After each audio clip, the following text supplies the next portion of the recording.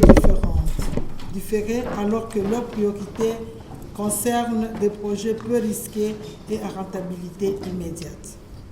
L'État congolais a donc créé le Fonds de promotion de l'industrie et en le voulant comme une structure appropriée pour le financement du secteur industriel avec des termes plus longs à des faibles taux d'intérêt. Le Fonds de promotion de l'industrie occupe une place importante dans l'environnement socio-économique congolais par la nature de ses missions assignées par le gouvernement de la République et consécutivement par l'impact qui en est attendu et qui n'est rien autre que la construction du tissu industriel congolais. Le Fonds de promotion de l'industrie FPI en sigle est un établissement public à caractère administratif et financier doté d'une personnalité juridique créée par l'ordonnance numéro 89/171 17 août 1980 et transformée par le décret numéro 9/84 plutôt du 3 décembre 2009. Quelles sont ses missions? Placé sous la tutelle du ministère de l'Industrie, le Fonds de promotion de l'industrie a pour mission d'assurer la mise en œuvre du programme de relance et de développement des activités industrielles. Il a été conçu récemment dans le plan directeur d'industrialisation de la République démocratique du Congo, PDI, et de promouvoir l'essor et l'intégration du tissu industriel congolais. Il a encore pour mission de promouvoir l'essor de l'industrie congolaise en réduisant la dépendance de l'économie vis-à-vis de l'extérieur par le financement de la production de matières premières destinées aux industries locales, celles des produits manufacturés concurrents aux biens importés ainsi que les projets des secteurs de l'agriculture et de l'élevage concourant à l'intégration industrielle. Le financement de la construction ou la remise en état des infrastructures reconnues d'utilité publique dans les zones d'opération des entreprises financées, la collecte et la gestion des ressources financières générées par les entreprises commerciales et industrielles, ainsi que celles générées par les opérations d'importation en exécution de l'ordonnance loi numéro 89/31 17 août 1989 portant création de la TPI, la taxe de promotion de l'industrie. Quels sont ses objectifs?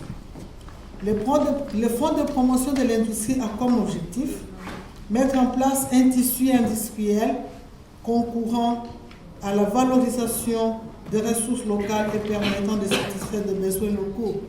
Comme le bourgmestre l'a si bien dit, il n'y a pas seulement la guerre en RDC, il y a les opportunités qui s'offrent en RDC. Et ça, c'est le cheval de bataille du président de la République, son Excellence Félix Antoine Tshisekedi Tshilombo, qui se bat jour et nuit pour que les investisseurs viennent en République démocratique du Congo, que la diaspora congolaise ou les investisseurs étrangers, entre autres nos frères et amis turcs, soient les bienvenus en République démocratique du Congo, en dépit de la situation de la guerre. Parce qu'il y a des gens qui montrent à travers le monde les tableaux sombres de l'RDC. Il n'en est pas question. L'RDC n'est pas seulement les pays où on viole, on tue. L'RDC, c'est aussi un pays d'opportunités. Et les opportunités sont là. Vous avez entendu la régulation, le président de la régulation des assurances. Vous avez entendu ceux-là qui ont parlé de la fiscalité qui est favorable aux investisseurs. Et donc, la RDC a des institutions fiables et a tendu les mains à tous les investisseurs, surtout ceux de la Turquie, parce qu'aujourd'hui, nous considérons la Turquie comme étant un pays frère malgré tout ce qui se passe dans les deux pays. Il y a eu le séisme en Turquie et nous, Congolais, nous en avons empathie. Il y a la guerre qui nous est imposée par notre voisin, le Rwanda, dont je ne vois pas plus les amis du Congo en parler plus. Dernièrement, nous avons reçu le président français, nous attendions qu'il condamne, mais il n'a pas su condamner. Et c'est pour vous dire que la RDC n'est pas seulement un pays en guerre, la RDC c'est aussi un pays qui offre beaucoup d'opportunités. Je vois M. Henri se lever. Je vais terminer avec deux objectifs. J'ai parlé du financement et de la construction et remise en état des infrastructures. Il y a aussi la collecte et la gestion des ressources financières générées par les entreprises commerciales et industrielles, ainsi que celles générées par les opérations d'importation à l'exécution de l'ordonnance, comme je venais de le dire. Là, ça, c'était des missions. Maintenant, les objectifs, je vais terminer rapidement. La mise en place du tissu industriel concourant à la valorisation des ressources locales et permettant de satisfaire les besoins locaux. La réduction de la dépendance de l'économie vis-à-vis de l'extérieur par la production de matières premières destinées aux industries locales et les produits finis concurrents aux biens importés. La promotion de l'exportation des produits industriels, particulièrement des produits manufacturés. Nous aurons le temps de développer ce que le Fonds de promotion de l'industrie fait et ce que le pays attend de cet établissement public, ainsi que des financements, des importations, des financements, surtout de l'éclosion de l'industrie locale en République démocratique du Congo. Je vous remercie. Bonjour madame, est-ce que vous pouvez vous présenter? Je suis honorable Katou Mwaviki, je suis sénatrice de la République démocratique du Congo, mais ici je me trouve en qualité de présidente du conseil d'administration du Fonds de promotion de l'industrie. Bienvenue en Belgique. Bonjour monsieur, vous vous présentez aussi? Bonjour madame la journaliste, moi c'est honorable Martin Wijlo. Je suis le DGA, directeur général adjoint du Fonds de promotion de l'industrie. Bienvenue en Belgique aussi. D'abord, je voudrais souhaiter bonne fête à madame parce que c'est le mois de mars, le mois dédié aux droits de la femme et vous représentez la femme. Alors, quelle est votre impression pour la journée d'aujourd'hui, ce que vous venez de vivre tout à l'heure? Bon, moi je suis d'abord impressionnée par l'intelligence de la promotrice de Crédassure, Madame Esther Micheng, et par toutes les initiatives qu'elle prend pour rapprocher les opérateurs économiques congolais et belges, les opérateurs économiques du Nord et du Sud selon ses objectifs. En tout cas, cela m'impressionne beaucoup. Et ce que nous venons de vivre aujourd'hui, c'est vraiment un grand boom pour nous. Et c'est même le développement économique et le développement de cette relation Nord-Sud à partir de tout ce qu'elle est en train d'entreprendre. Je pense que la présence massive des investisseurs turcs nous rassure, nous en tant que Congolais, rassure les entreprises congolaises dans ce partenariat public-privé, rassure l'État congolais aussi. Donc je suis vraiment impressionnée et ça corrobore même l'appel du chef de l'État qui invite les investisseurs du Nord à venir au Congo, parce qu'au Congo, il n'y a pas seulement que la guerre, comme je venais de le dire, il y a aussi des potentialités. Et là, donc la journée a accouché d'un beau projet avec la Chambre de commerce turque, donc la délégation des hommes d'affaires turcs. Il y a la création, donc un projet de création d'une chambre de commerce. Je pense que cela est bénéfique et pour le Congo et pour le Turc, comme ils ont dit, que la relation entre la Turquie et le Congo est meilleure et les climats pour investir au Congo est plus que favorable en ce moment. Comment vous appréciez cette idée-là?